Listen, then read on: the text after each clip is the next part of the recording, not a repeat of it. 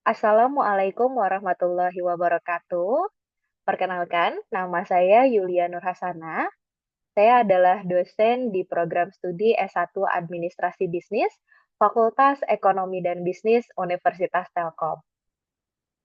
Pada kesempatan kali ini, saya akan memaparkan mengenai mata kuliah yang saya ampu, mulai dari deskripsi mata kuliah, kemampuan yang diharapkan, sistem dan metode pembelajaran, materi, serta sistem penilaian. Mata kuliah yang saya ampu adalah kreativitas dan inovasi yang berbobot 3 SKS dan merupakan mata kuliah wajib di semester 2. Mata kuliah kreativitas dan inovasi ini merupakan mata kuliah yang akan membekali mahasiswa untuk mampu mengidentifikasi, menganalisis, dan memanfaatkan peluang bisnis menggunakan opportunity analysis canvas. Kemudian mata kuliah ini juga akan membekali mahasiswa bagaimana menjadi seorang wirausaha, mulai dari cara berpikir, cara melihat, dan beraksi sebagai seorang wirausahawan. Kemudian, mahasiswa juga akan diberikan pemahaman mendalam tentang kebutuhan pelanggan dan merancang sebuah peluang bisnis sehingga nantinya mahasiswa akan mampu merancang produk atau jasa yang tepat sesuai dengan kebutuhan pelanggan dengan menggunakan value proposition canvas. Sehingga pada akhirnya nanti mahasiswa mampu mengembangkan keterampilan dalam mengidentifikasi dan memanfaatkan peluang bisnis, kemudian merancang proporsi nilai yang kuat, serta menguji dan memvalidasi ide-ide sehingga siap untuk menciptakan dan mengembangkan bisnis yang sukses dan berkelanjutan. Selanjutnya yaitu program learning outcome pada mata kuliah ini, yaitu mahasiswa menguasai pengetahuan secara mendalam terkait dengan konsep teori dan metodologi, khususnya di kreativitas dan inovasi, kemudian menguasai metode analisis kinerja organisasi bisnis, teknik komunikasi lintas organisasi dan lintas budaya untuk membuat keputusan bisnis, dan yang terakhir adalah mahasiswa memiliki kemampuan dalam mengkreasi dan mengelola inovasi, peluang, dan risiko terkait perubahan lingkungan dan keberagaman model bisnis dengan memanfaatkan teknologi. Adapun course learning outcome pada mata kuliah ini yaitu di mana mahasiswa harus mampu memahami dan mengikhtisar konsep teori bidang ilmu administrasi bisnis secara mendalam. Dalam mata kuliah ini, konteksnya yaitu kreativitas dan inovasi, kemudian mampu menggunakan metode analisis kinerja organisasi bisnis untuk membuat keputusan bisnis, dan yang terakhir adalah mahasiswa mampu mengkreasikan dan mengelola suatu inovasi berdasarkan perubahan lingkungan dan keragaman model bisnis dengan memanfaatkan teknologi. Mata kuliah ini memiliki kontrak belajar di mana mahasiswa dituntut untuk berpartisipasi aktif, menghormati baik teman sekelas, instruktur, dosen, bahkan pendapat yang berbeda.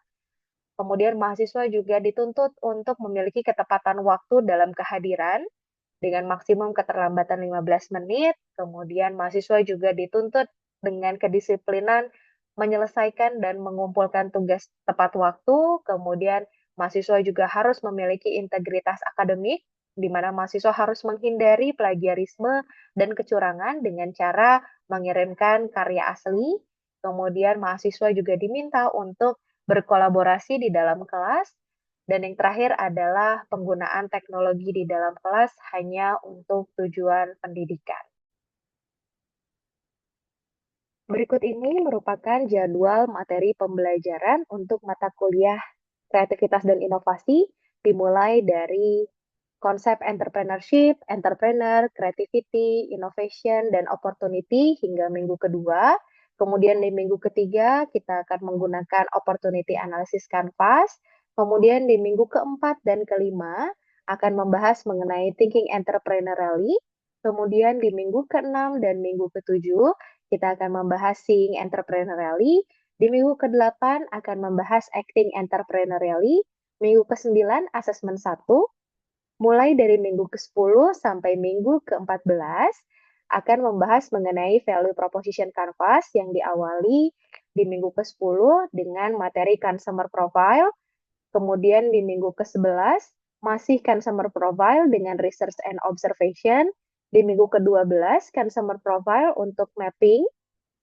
Di minggu ke-13 masuk ke value map. Minggu ke-14 bagian value map untuk prakteknya. Kemudian di minggu ke-15 dan 16 itu adalah asesmen kedua. Pada mata kuliah kreativitas dan inovasi ini, mulai minggu ke-1 hingga minggu ke-8 menggunakan metode pembelajaran problem-based learning, sedangkan minggu ke-10 hingga minggu ke-16 menggunakan metode project-based learning. Berikut ini merupakan penilaian di mata kuliah kreativitas dan inovasi. Terdapat 2 asesmen, di mana asesmen pertama tipenya adalah individual, yang berbasis IKU 7 kognitif atau pengetahuan dengan bobot pilihan ganda 10%, studi kasus 15%, dan esai 15%. Untuk asesmen 2, tipenya adalah kelompok dengan IKU 7 hasil proyek dengan bobot laporan proyek 35% dan presentasi kelompok 25%. Berikut ini adalah pustaka utama yang digunakan pada mata kuliah kreativitas dan inovasi, yaitu The Opportunity Analysis Canvas, di mana di sini berisi tools yang dapat digunakan oleh mahasiswa untuk melakukan praktek menilai dirinya sendiri, mulai dari cara berpikir secara wirausaha, cara melihat secara wirausaha, kemudian berakting sebagai wirausaha, kemudian nantinya akan membantu mahasiswa untuk menemukan peluang bisnis. Baik, segitu saja. Mari kita lanjut ke video pembelajaran. Oke, bismillahirrahmanirrahim. Assalamualaikum warahmatullahi wabarakatuh. Selamat pagi semuanya. Selamat datang di mata kuliah kreativitas dan inovasi. Mungkin buat yang belum kenal dengan saya perkenalkan diri lagi. Nama saya Yulia Nur Hasana. Saya mengampu mata kuliah kreativitas dan inovasi. Ya, di pertemuan pertama ini kita akan membahas mengenai apa sih namanya entrepreneurship, entrepreneur, creativity, innovation, dan opportunity. Di mana course learning outcome dari pertemuan kita kali ini adalah kalian bisa mampu memahami dan mengikhtisarkan sebenarnya konsep secara teori uh, entrepreneurship, entrepreneur, creativity, innovation, dan opportunity itu apa, gitu ya. Untuk pertemuan kali ini kita laksanakan secara sinkronus meskipun online. Kemudian metode pembelajarannya yaitu problem-based learning. Nanti kita akan membahas sedikit mengenai masalah-masalah yang ada di masyarakat. Kemudian yang terakhir nanti kita akan ada kuis sedikit ya. Ya, jadi entrepreneurship gitu ya. Entrepreneurship itu mungkin teman-teman pahamnya ya kewirausahaan aja Bu gitu ya. Padahal sebenarnya entrepreneurship itu merupakan proses dari mendesain, meluncurkan dan menjalankan sebuah bisnis baru. Dan biasanya dalam bentuk bisnis kecil dulu nih, baru nanti semakin besar lagi gitu ya. Kemudian di tahun 2000-an definisi dari entrepreneurship itu berubah ya, di mana entrepreneurship sekarang itu harus mampu mengidentifikasi peluang, mengevaluasi peluang tersebut gitu ya, apakah peluang ini akan menghasilkan profit yang cukup atau tidak untuk kita, dan memutuskan apakah kita akan mengeksploitasi peluang tersebut atau tidak ya. Kemudian yang berikutnya adalah konsep entrepreneur gitu ya. Nah, mungkin di teman-teman juga kalau entrepreneur ya wirausaha aja Bu gitu ya. Padahal menurut Eston Kimani nih selaku founder dari Ideas Come to Life, dia bilang bahwa entrepreneur itu adalah orang yang menciptakan kemudian mengelola perubahan dengan mengenali adanya peluang gitu ya. Peluangnya itu bisa dari kebutuhan, keinginan, masalah ataupun tantangan. Nah, selanjutnya entrepreneur juga harus bisa mengembangkan manusia dan mengelola sumber daya yang mereka miliki untuk mendapatkan keuntungan, gitu ya, dari resource-resource tersebut untuk menciptakan sebuah bisnis yang profit gitu ya. Nah, hari ini entrepreneur itu juga dikatakan sebagai inovator atau developer yang mengenali, kemudian mengambil peluang dan mengubah peluang tersebut menjadi sebuah ide yang bisa dikerjakan atau bisa dipasarkan. Kemudian nantinya seorang entrepreneur ini juga akan menambahkan nilai atau add value melalui waktu yang diberikan, effort yang diberikan juga, uang yang dikeluarkan, kemudian skill-skill yang dimiliki.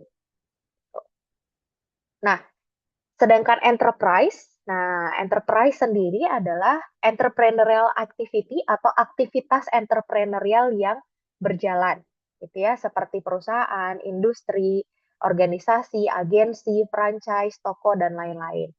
Nah, di gambar ini kita bisa lihat masing-masing definisi dan bagaimana keterkaitan antara entrepreneurship, dan enterprise. Oh ya, untuk teman-teman yang punya pertanyaan, boleh raise hand, kemudian bertanya. Sampai di sini ada yang mau ditanyakan dulu? Tidak ada, baik. Kita lanjutkan terlebih dahulu. Nah, berikut ini adalah definisi dari kreativitas, gitu ya. Apa sih sebetulnya kreativitas itu? Nah, kreativitas merupakan sebuah proses mental di mana kita akan menghasilkan banyak sekali ide atau konsep atau asosiasi baru dari ide-ide ataupun konsep yang sudah ada, gitu ya. Kemudian di sini dikatakan bahwa kreativitas itu bukan bawaan lahir, gitu ya, tapi semua orang bisa menjadi kreatif dengan cara banyak melakukan praktek gitu ya, dan menjadikan itu sebagai habit atau kebiasaan. Nah, kreativitas ini merupakan hasil dari sebuah pemikiran yang akhirnya memunculkan ide atau konsep. Jadi bukan barangnya ya, tapi masih dalam tahap ide atau konsep saja. Kalau barang itu merupakan tahapan berikutnya dari kreativitas, ya. Nah, setiap orang yang kreatif itu bisa menciptakan banyak sekali ide, ya. Perlu ditekankan bahwa kreativitas ini masih di tahap ide saja.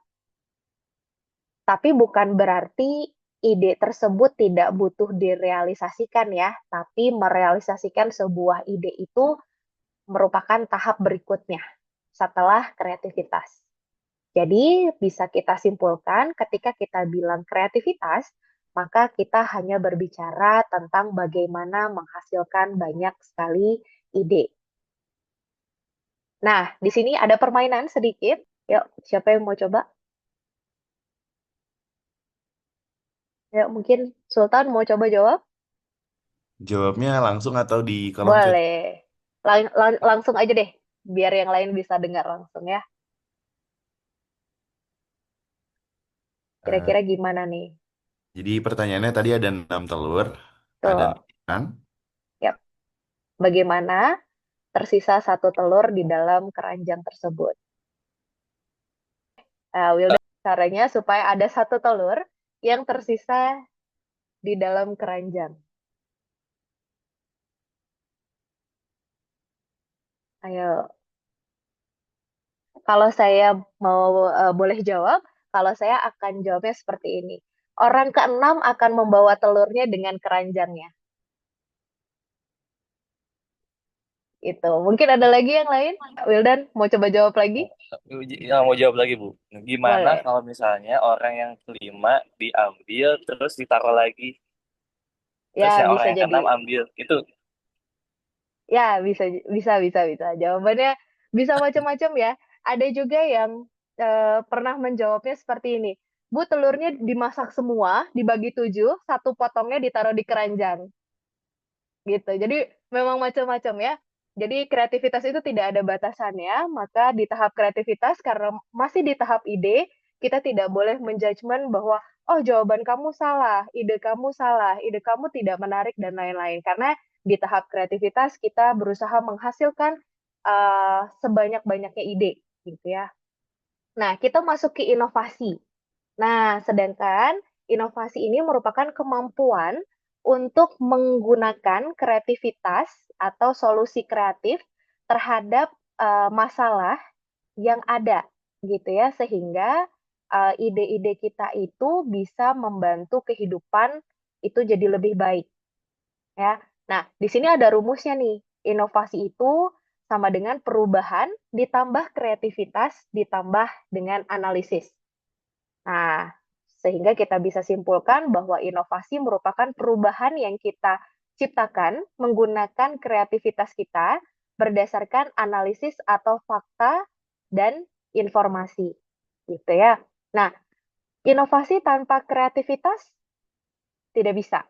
Karena kalau misalnya kreativitasnya kita tutup, hanya ada perubahan dan analisis, tapi tidak membuat hidupnya lebih baik atau Eee, ya tidak menyelesaikan masalah yang ada, sehingga itu tidak bisa dikatakan sebagai inovasi. Jadi kita, bisa menyebut sebuah produk atau sebuah solusi itu, "Oh, ini solusi inovatif," gitu ya, ketika di situ ada terjadi perubahan, ada ide-ide kreatif yang digunakan, tetapi tetap berdasarkan analisis fakta dan informasi yang ada di kenyataan atau di lapangan.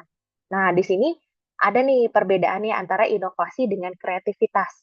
Nah, kalau tadi kreativitas berhubungan dengan bagaimana kita menciptakan banyak ide, sedangkan inovasi adalah bagaimana kita mendapatkan uang dari ide-ide tersebut, ya. Kemudian kreativitas itu merupakan starting point dari inovasi. Jadi sebelum inovasi pasti melalui tahap kreativitas dulu, gitu ya. Nah, kemudian inovasi merupakan, kerja keras gitu ya, yang mengikuti ide. Jadi ide yang dihasilkan dari tahap kreativitas, dikerja keraskan menjadi sebuah inovasi. Dan inovasi bisa lahir dari ide yang cemerlang, ataupun ide yang kompleks, bahkan ide yang sederhana sekalipun, gitu. Oke, kita lanjut dulu atau ada pertanyaan? Ada pertanyaan? Mungkin? Ya, Wildan?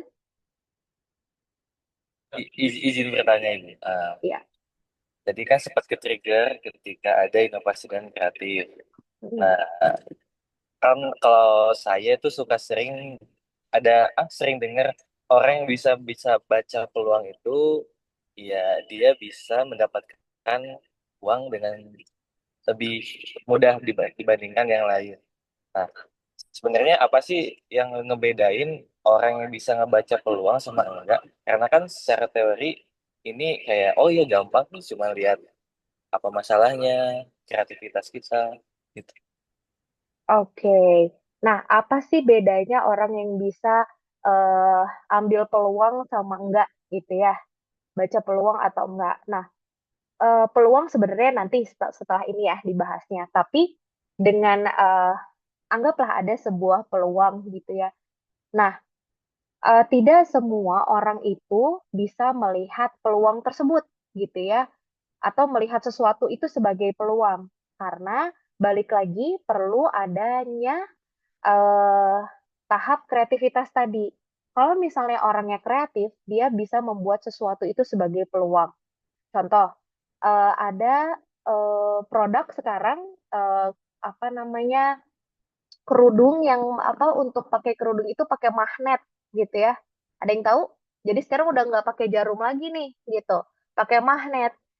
Nah, mungkin orang yang melihat peluang itu selama ini kan maksudnya orang pakai, kerudung pasti pakai jarum, gitu kan. Dan ya belum ada perubahan lainnya gitu, paling diganti dengan resleting gitu kan. Nah, kok tiba-tiba ini dia pakai magnet gitu. Nah, berarti orang tersebut bisa melihat peluang bahwa, oh, banyak, kesulitan ya perempuan-perempuan yang menggunakan hijab itu kalau pakai jarum, jarumnya suka hilang, atau misalnya kerudungnya jadi rusak gitu. Nah, sehingga orang ini bisa melihat bahwa itu sebagai peluang. Di sini ada contoh, Tirto Utomo merupakan founder dari Aqua gitu ya. Nah, gimana sih ceritanya Pak Tirto ini membuat eh, masalah yang dia lihat menjadi sebuah peluang gitu ya. Nah, di sini Pak Tirto itu melihat banyak sekali ekspatriat gitu ya, pekerja asing di Indonesia yang minum air dari keran di Indonesia itu langsung sakit perut gitu ya. Sehingga Pak Tirto ini kepikiran gimana kalau saya bikin produk air putih di dalam botol sehingga higienisnya terjamin seperti itu. Dan seperti kita tahu hingga saat ini Aqua masih menjadi air mineral yang paling terkenal. Seperti itu ya. Oke, kita lanjut dulu. Nah, ini tadi sudah disinggung sedikit oleh Wildan terkait opportunity. Nah, apa sih sebetulnya opportunity ini? Opportunity atau peluang bisa kita sebut sebagai sebuah kondisi yang membuat seorang individu atau bisnis itu mengaplikasikan kreativitas dan inovasinya untuk mencapai bisnis gitu ya, untuk memiliki bisnis. Nah, peluang ini tuh ada di mana aja sih? Ada dari mana aja sih? Ada dari kebutuhan pasar, ada dari perubahan teknologi, ada dari perubahan sikap atau sifatnya konsumen, maupun dari tren sosial, gitu ya. Nah, di sini di highlight kembali bahwa kreativitas itu menghasilkan banyak ide. Kemudian inovasi mengubah ide tersebut menjadi sebuah solusi yang bernilai. Nah, opportunity ini atau peluang ini memberikan lingkungan yang tepat atau market yang tepat di mana di dalamnya itu banyak sekali pengguna atau konsumen yang membutuhkan uh, inovasi untuk menyelesaikan atau membantu masalahnya. Seperti itu ya.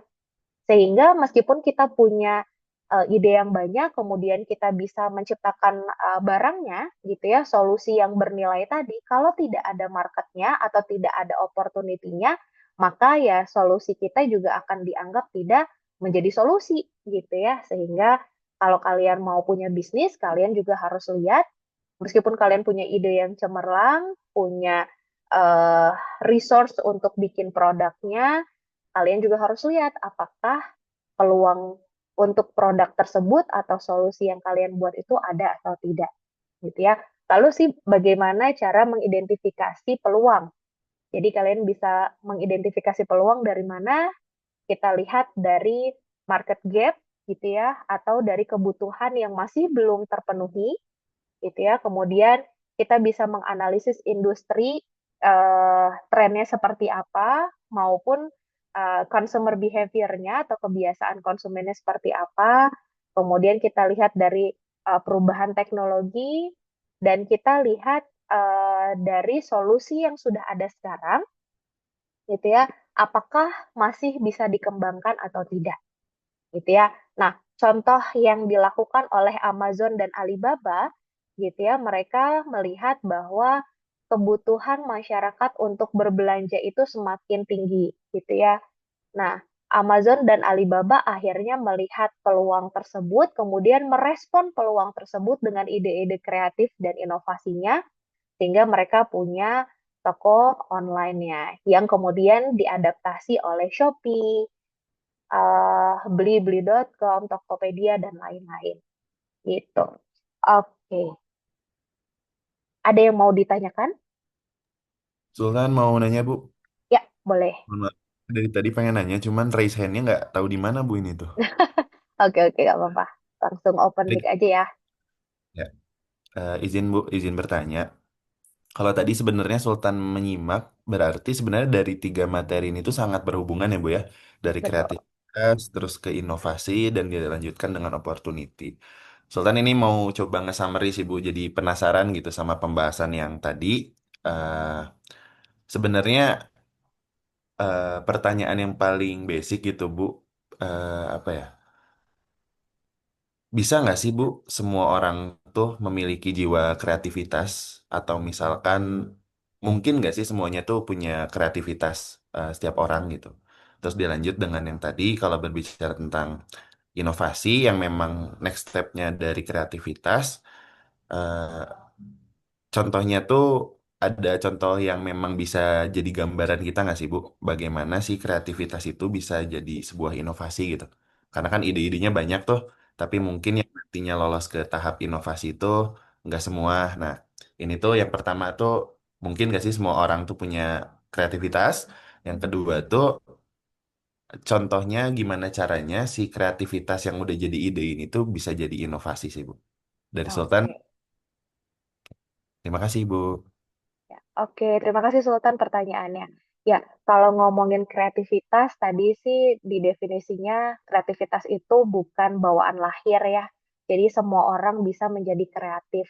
Tapi gimana caranya sih menjadi orang yang kreatif gitu ya? Nah, itu perlu kebiasaan yang berbeda gitu ya dari orang-orang yang tidak melatih kreativitasnya.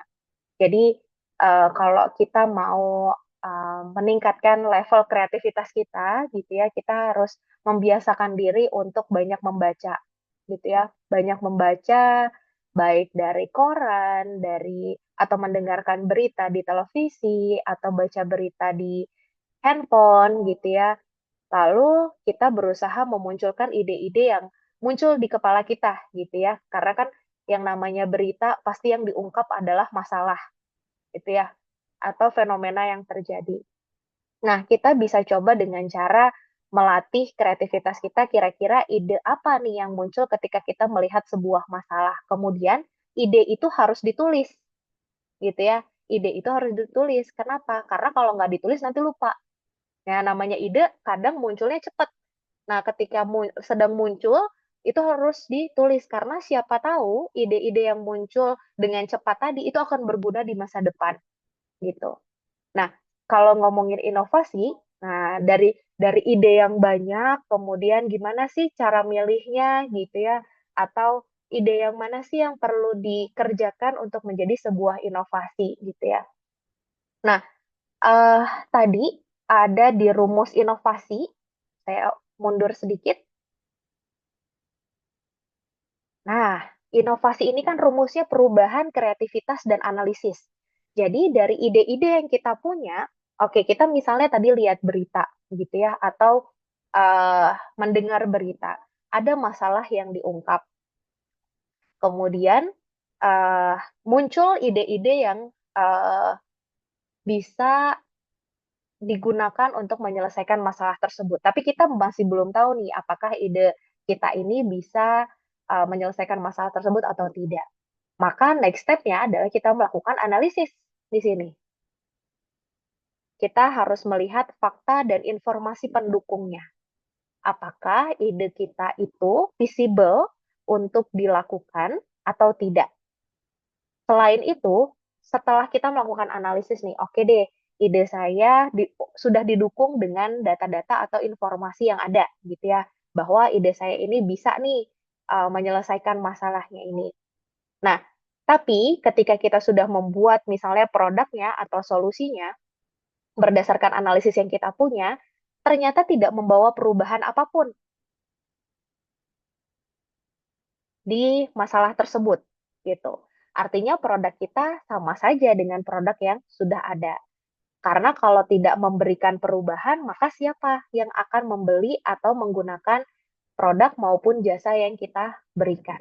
Seperti itu. Jadi, kalau dari kreativitas menuju inovasi perlu ditambah dengan analisis dan perubahan.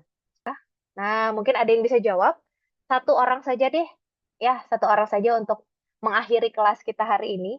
Jadi, apa sih hubungannya antara entrepreneurship, creativity, innovation, dan opportunity? Oke, terima kasih Malvira. Ya, jadi itu kesimpulan materi kita hari ini. Terima kasih semuanya. Jangan lupa minggu depan harus bawa berita yang hari itu kalian baca ya untuk kita diskusi di pertemuan berikutnya. Terima kasih semuanya. Saya tutup perkuliahan hari ini. Wassalamualaikum warahmatullahi wabarakatuh.